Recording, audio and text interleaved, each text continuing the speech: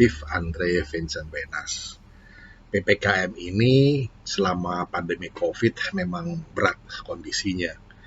Dan bagi seorang pemimpin untuk mengambil keputusan memperpanjang PPKM itu memang jauh lebih berat lagi. Pertimbangannya banyak, tantangannya pun besar.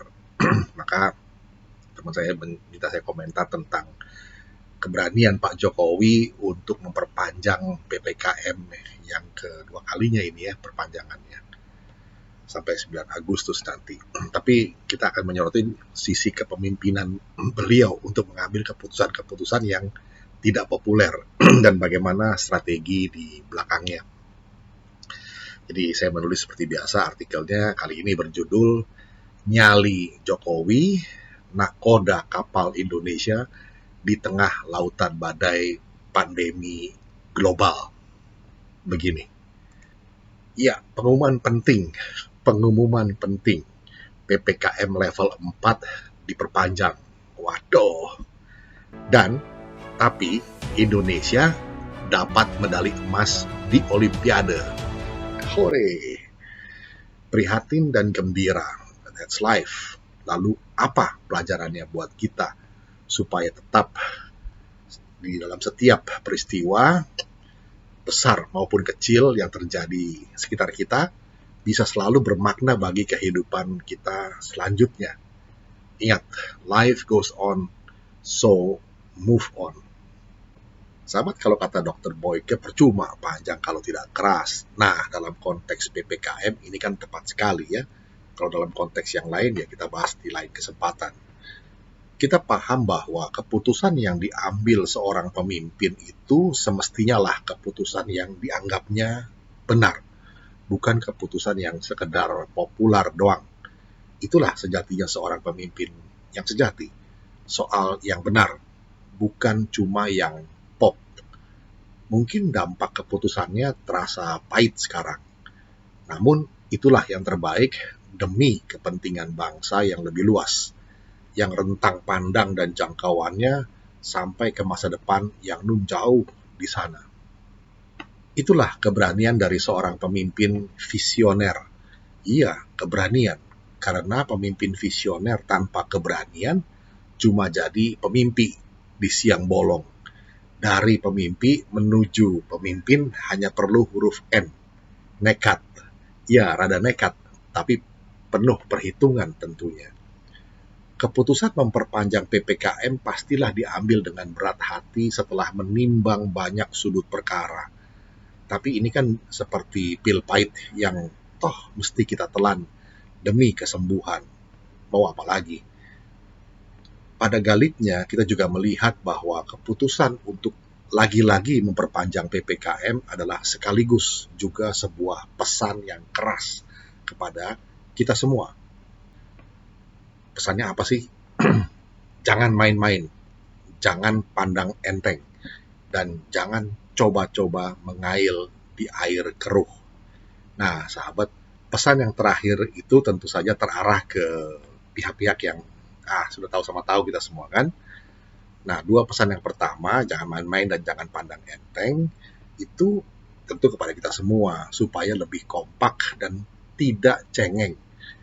Jokowi juga sedang mendidik rakyatnya untuk berani confronting the brutal facts, menghadapi fakta-fakta kenyataan hidup perihal tentang sedang sakitnya bangsa ini. Jokowi sekali lagi membuktikan bahwa dirinya bukanlah pemimpin kaleng-kaleng, tidak bisa diancam atau diintimidasi. Bahkan keputusan yang sangat tidak populer macam perpanjangan PPKM di tengah situasi yang coba digoreng-goreng supaya panas oleh para provokator, toh ditempuhnya juga. Mau apa? So, decision has been made. So, let's just execute. Mau protes apa? Gunanya apa? Mau lengserkan Jokowi gegara pandemi COVID-19? Tidak bisa. Kita jadi teringat bahwa di awal masa pandemi ini Presiden Joko Widodo sudah menyiapkan perangkat hukum yang amat sakti sehingga dirinya tidak mungkin bisa dilengsarkan gegara kebijakannya semasa pandemi ini. Sahabat masih ingat?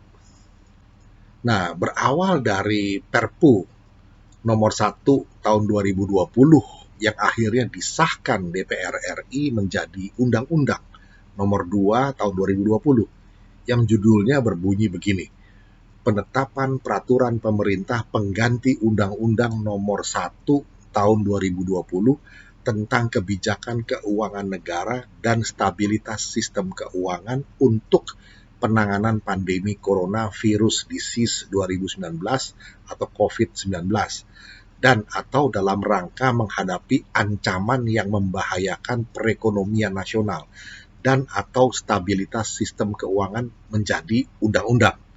Nah, judulnya panjang dan lebar ya, alias luas cakupannya. Sahabat, inti soalnya adalah soal fakta, kenyataan, realitasnya bahwa Perpu Corona itu sudah disetujui DPR RI. Sah.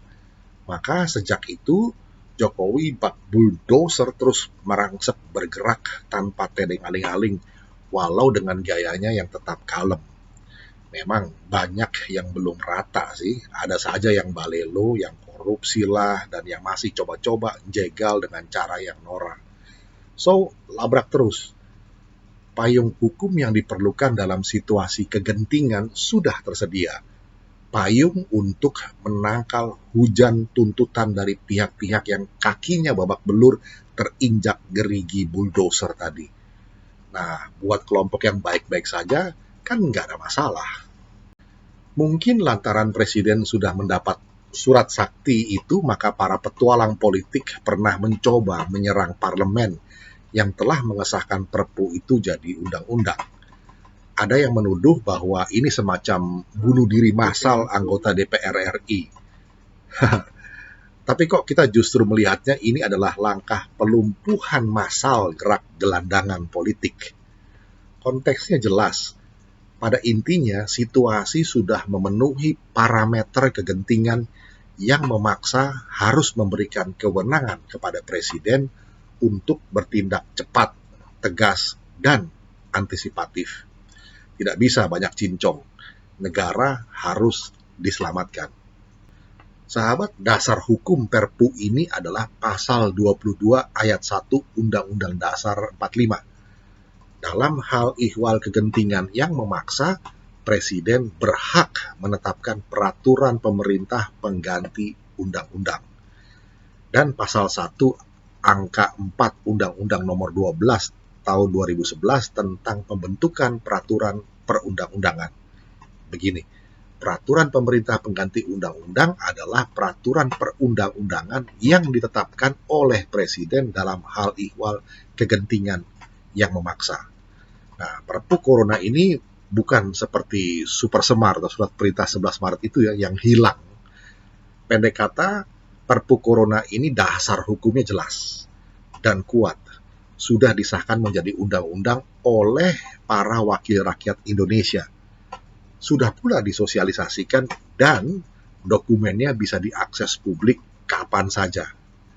Nah, sekarang tinggal pelaksanaannya yang efektif sesuai maksud dan tujuan dari undang-undang itu. Tapi hati-hati, semasa kegentingan jangan sampai ada lagi hoax dan penggiringan opini busuk. Penggiringan opini yang dengan berbagai framing sesat seperti soal utang negara yang berjibun lah, tanpa memahami soal rasio utang, soal utang konsumtif dan utang produktif, soal TKA asal Tiongkok lah, yang ini adalah soal investasi yang dikait-kaitkan dengan isu nasionalisme, sampai ke jualan isu komunisme yang nggak ada matinya itu. Padahal kita semua melihat bahwa administrasi Jokowi ini sedang berjibaku memitigasi pandemi sambil juga mesti mengoperasi segala borok sisa rejim lama. Mulai dibedah untuk dikeluarkan nanahnya supaya infeksi korupsi bisa mulai disembuhkan. Setelah disobek lukanya ya, dan disiram pakai alkohol yang perih itu, supaya kumannya mati. Sakit memang, tapi perlu. Perpu nomor 1 tahun 2020 ini atau Perpu Corona yang sudah jadi Undang-Undang nomor 2 tahun 2020 memang surat sakti buat administrasi Presiden Joko Widodo. Walau tidak seperti Super Semar yang raib itu, ia bisa dipakai untuk mengeksekusi misi penyelamatan kesehatan dan perekonomian nasional. Fokusnya pada belanja kesehatan, jaring pengaman sosial atau social safety net, serta pemulihan perekonomian termasuk untuk dunia usaha dan masyarakat yang terdampak. Di bab 5 ketentuan penutup pasal 27 surat sakti ini berbunyi, biaya yang telah dikeluarkan pemerintah dan atau lembaga anggota KSSK dalam rangka pelaksanaan kebijakan pendapatan negara termasuk kebijakan di bidang perpajakan, kebijakan belanja negara termasuk kebijakan di bidang keuangan daerah, kebijakan pembiayaan, kebijakan stabilitas sistem keuangan, dan program pemulihan ekonomi nasional merupakan bagian dari biaya ekonomi untuk penyelamatan perekonomian dari krisis dan bukan merupakan kerugian negara. Nah, bukan merupakan kerugian negara ya guys, catat ini. Lalu, anggota KSSK, sekretaris KSSK, anggota sekretariat KSSK, dan pejabat atau pegawai Kementerian Keuangan, Bank Indonesia, Otoritas Jasa Keuangan, serta lembaga penjamin simpanan dan pejabat lainnya yang berkaitan dengan pelaksanaan peraturan pemerintah pengganti undang-undang ini tidak dapat dituntut baik secara perdata maupun pidana jika dalam melaksanakan tugas didasarkan pada itikat baik dan sesuai dengan ketentuan peraturan perundang-undangan. Tuh, gak bisa dituntut selama didasarkan itikat baik dan nurut sama aturan. Kemudian, segala tindakan termasuk keputusan yang diambil berdasarkan peraturan pemerintah pengganti undang-undang ini bukan merupakan objek gugatan yang dapat diajukan kepada peradilan tata usaha negara. Nah, kan ini memang pasal sakti di mana semasa kegentingan ini Presiden berhak dan wajib untuk mengambil tindakan yang dianggap perlu untuk menyelamatkan negara.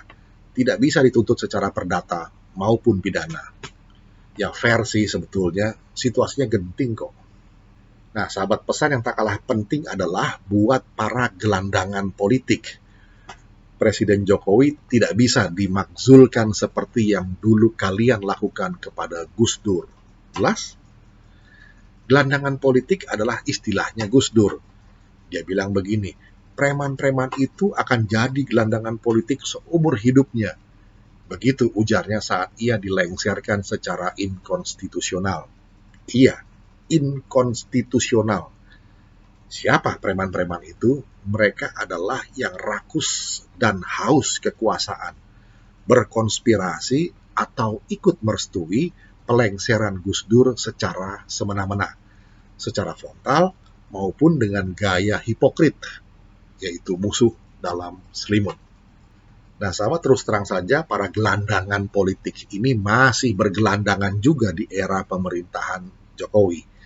Membangun narasi-narasi publik yang menyesatkan, hanya seolah saja membela Wong Cilik dan seolah membela Undang-Undang Dasar 45. Padahal, seperti biasa, itu semua cuma alat justifikasi untuk menyebar hoax ala fire hose of falsehood.